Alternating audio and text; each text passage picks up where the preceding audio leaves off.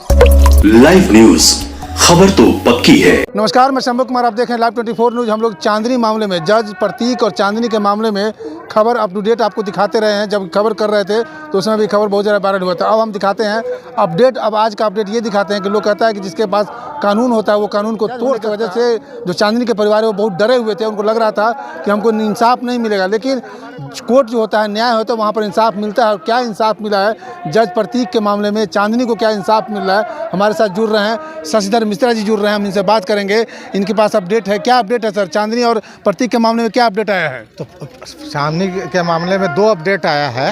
एक पहला अपडेट था कि पहला उनका बेल लोअर कोर्ट से रिजेक्ट हो गया था। रिजेक्ट होने के बाद वो हाई कोर्ट में मूव किए।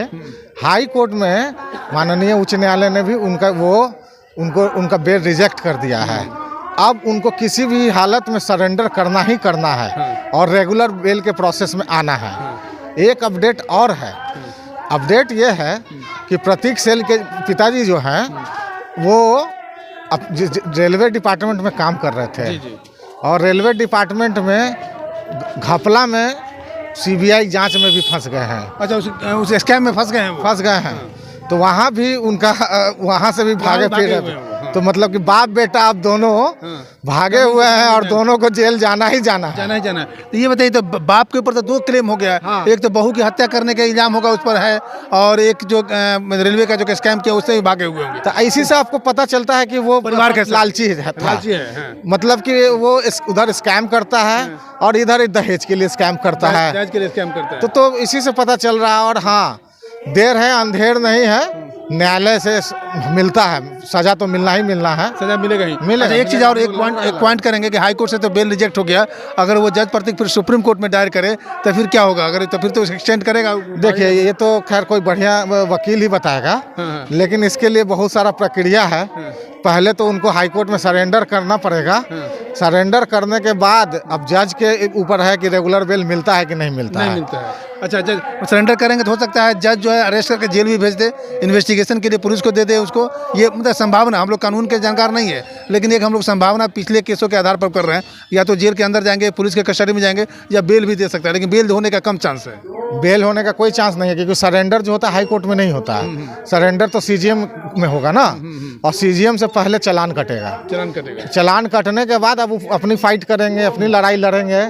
लेकिन ये तो कम से कम है कि जेल जाना तय है, और एक जज को जेल जाना तय है। जज को जेल जाना चाहिए। लेकिन अब तो कानून पर लोगों को विश्वास हो जाएगा, या चांदनी के परिवार जो बहन है, जो हमेशा फाइट करती रहती है, उसको इस बात का उनको डर था कि ऐसा नहीं कि उनके पूरे परिवार को कि जज है तो ऐसा नहीं कि मेरा केस खराब हो जाए, मेरे बहन को न्याय नहीं मिले। लेकिन एक आशा जग गया है कि उनको अब न्याय मिल जाएगा। देखिए, सबसे पहला बात क्या है ना, कि वो परिवार बहुत अच्छा परिवार है।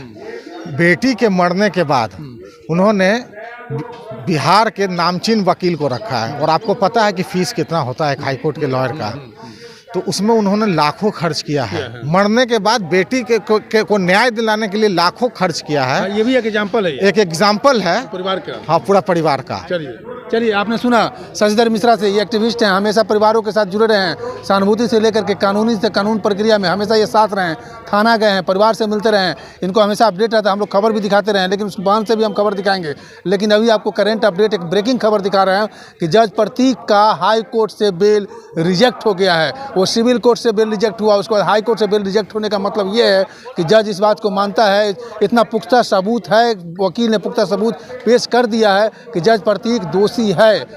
अगर थोड़ा भी मान के चले कि कानून अगर लचीला, अगर बिहार में अगर इस तरह के परिविकार और सुखार की बात चलती तो जज प्रतीक बच जाता। लेकिन यहाँ पर जज प्रतीक के खिलाफ में हाई कोर्ट ने बेल रिजेक्ट कर दिया है। और चांदनी को जो हम लोग मीडिया कर्मी के साथ साथ जितने भी एनजीओ वाले हैं, जितने परिवार हैं, चांदनी को न्याय के लिए हम लोग कई मुहिम चलवाए। उस मुहिम में शायद मीडिया कर्मी के साथ साथ उनके परिवार को भी सफलता मिलती नजर आ रही है। मैं शंभू कुमार, कैमरा जर्नलिस्ट राजेश के साथ, पटना। अगर मैं चाहें को लाइक सब्सक्राइब नहीं किया तो लाइक या सब्सक्राइब करें। Thank you so much. Live news, खबर तो पक्की है।